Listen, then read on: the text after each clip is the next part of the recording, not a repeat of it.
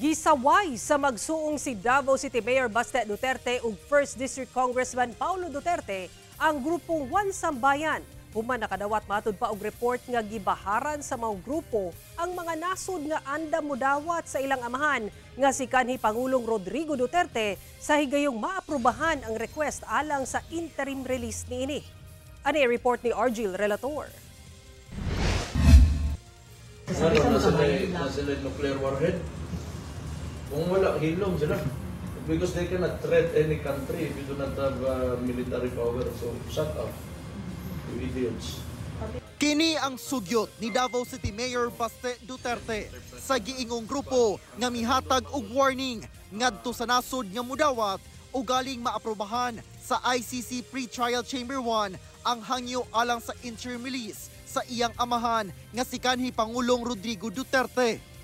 Una na nga nagpagula og pahayag ang magulang niini nga si Davao City 1st District Congressman Paulo Duterte nga nakadawat sila og balita nga dunay usa ka grupo nga gitawag nga One Sambayanan nga nagbahad sa mga nasod nga buot modawat sa kanhi Pangulo. Sumala ni Kong Pulong nga usa ka citizen sa nasod ang gidagit sa iyang kapwa Pilipino ug wala matudpay na dungog nga pahayag gikan sa maong grupo. Lakip nga walay nadungog ni adtong giatake sa drug lords ug NPA ang katawhang Pilipino. Gipahinumdum niya sa One Sambayanan nga daghang nasod ang midayig kang FPRRD sa iyang krusada sa pagsumpo sa kriminalidad sa nasod o dili na matud pa siya matingala kung daghang nasod ang mopadayag og interes nga mudawat kay FPRRD. Ginakuhaan pa og tubag ang One Sambayanan labot niini. Miapela si Kong Pulong sa mga Pilipino nga parayong iampo si FPRRD og makauli na siya sa Pilipinas. Si Mayor Baste mipaabot sab sa iyang pasalamat sa nasod nga mipahayag nga andam mudawat sa iyang amahan.